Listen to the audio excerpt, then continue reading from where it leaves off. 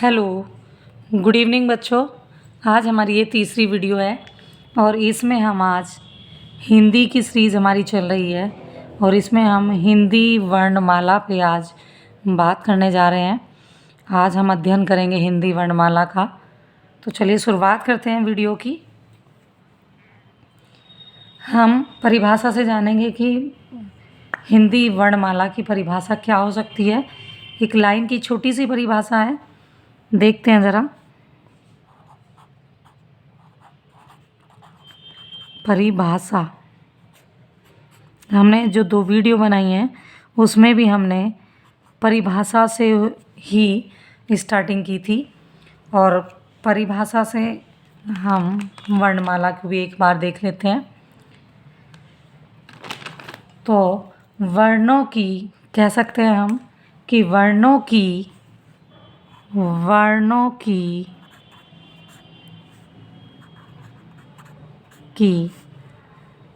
क्रमबद्ध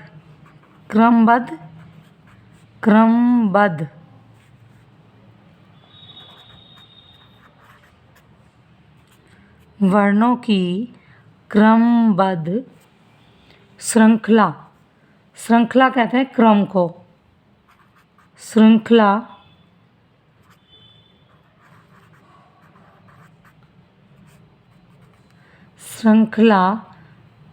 को ही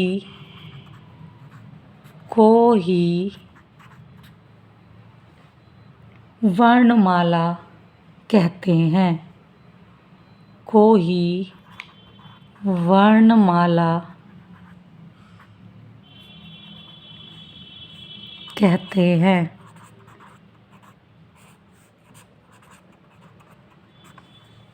ये हमारी परिभाषा थी वर्णमाला की, यानी कि वर्णों की, अगर हम इसे एक्सप्लेन करें तो वर्णों की क्रमबद्ध श्रृंखला को ही वर्णमाला कहते हैं। यानी कि क्रम से लगा देना, किसी भी चीज़ को क्रम से जब हम सजाते हैं तो उसका एक व्यंजनों को और स्वर को हमने एक क्रमबद्ध रूप दे दिया है। उसी को क्रमबद्ध श्रृंखला के रूप में हमने उसे जो प्रो दिया है, उसी को एक माला के रूप में जानेंगे कि माला में हमने कहाँ से स्टार्टिंग की। तो पहली बात करते हैं हम स्वर की। स्वर से जानेंगे हम स्वर क्या है। मानव मुख से निकले हुए वो ध्वनियाँ हैं जिसके द्वारा मनुष्य को ज़्यादा समय नहीं लगता। यानी कि हम ये कह सकते हैं जो मानव मुख से जो उत्पन्न हुई वो ध्वनि जो बिना किसी रुकावट के बाहर आए, उसी को हम स्वर कह सकते हैं। हम कई रूप में इसे हम जान सकते हैं, ठीक है। तो हम पहले स्वर की बात करेंगे।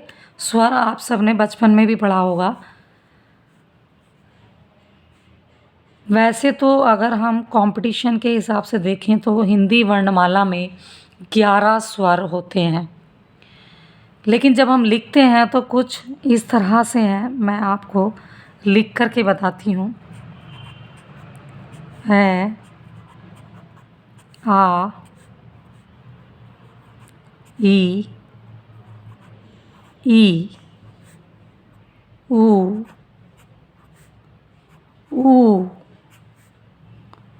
आओ। ये ऋषि है री।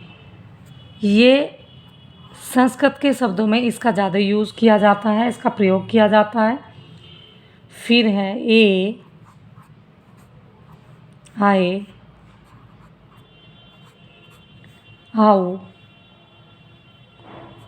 ओ और आओ।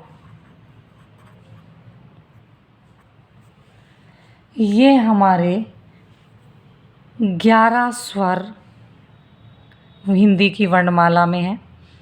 हम इनका अध्ययन करते हैं। वैसे तो बचपन में हमने अंग और आहा को भी पढ़ा था। जब हम स्टार्टिंग में हम जब छोटे थे तो हमारी मैम भी बताती थी हमें कि ऐसे अनार, आ से आम, छोटी से इमली, बड़ी से ईंख, छोटे ओ से उल्लू, बड़े से ऊन, री से ऋषि, ये से डी, आई से ऐनक, हो से ओखली, औ से औरत, अंग से अंगूर और आणे खाली।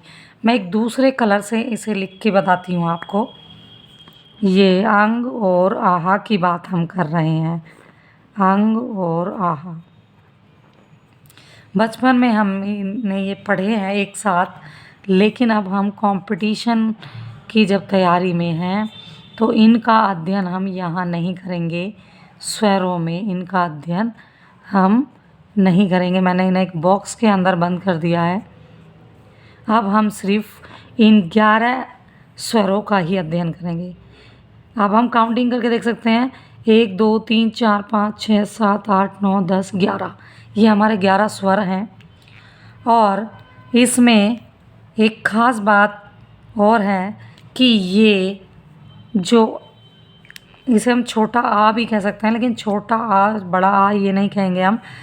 ये जो ऐसे अनार है, जिसे ऐसे अनार प्रोनाउंसिएशन किया जाता है जब हम उच्चारण करते हैं, ये आ से आम, ये एक इकलौता बच्चा है जिसकी मात्रा नहीं होती। अगर हम कहें कि हिंदी वर्णमाला में स्वरों की संख्या तो होगी 11, लेकिन मात्राएं हम सिर्फ 10 ही पढ़ेंगे। मात्राएं हम 10 ही कहेंगे। अगर हमसे कोई मात्रा पूछता है तो मात्राएं सिर्फ या केवल या मात्र 10 ही होती हैं। तो इतना काम हमने स्वरों पे किया। स्वर स्वतंत्र होते हैं, इन्हें बोलने के लिए हमें किसी की सहारे की आवश्यकता नहीं होती। ये स्वयं अपने आप में ही उत्पन्न हो जाते हैं। जब हम मुँह से बोलते हैं आ ई ऊ ऋषि री री, ए आई आओ, ओ और आओ, ये हमारे स्वतंत्र हैं। ये हम इन्हें स्वतंत्र रूप में पढ़ते हैं।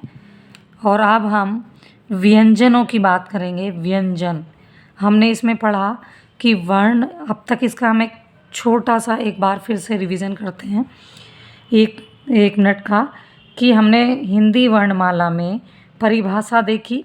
वर्णों की क्रमबद्ध श्रृंखला को ही हम वर्णमाला कहते हैं। वर्णमाला में हमने शुरुआत करी स्वरों से। स्वर हमने पढ़े कि 11 होते हैं, आ से और आओ तक। ये हमने अंग और आहा को पढ़ा, ये हमारे 2 होते हैं। इनकी बात हम बाद में करेंगे। अब बात कर लेते हैं व्यंजनों की। व्यंजनों की बात करते हैं।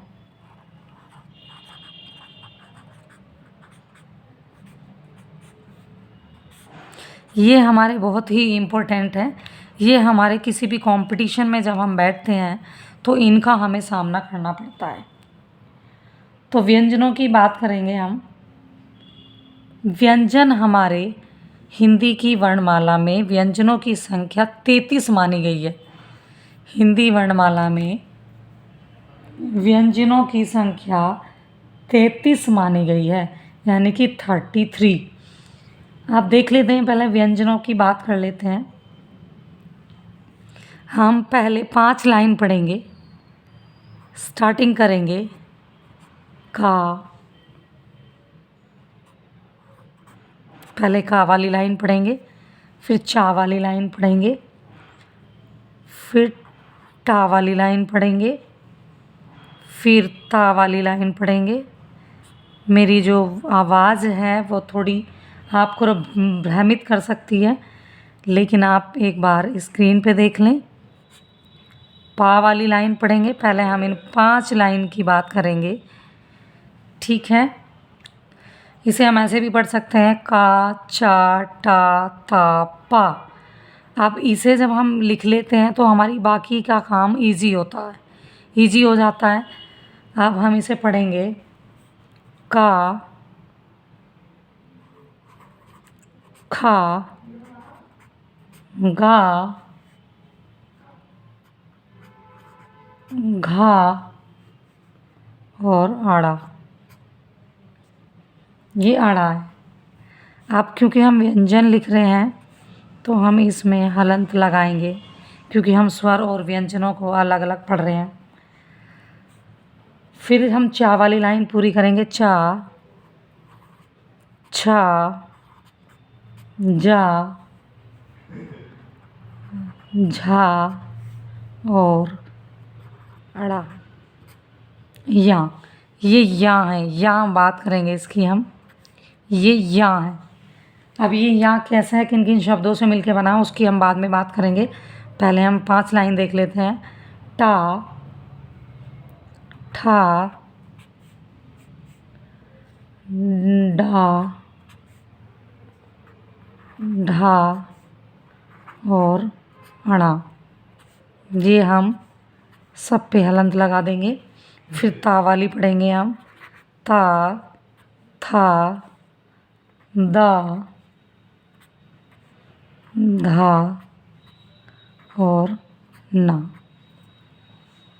फिर हम पा वाली पढ़ेंगे। पा,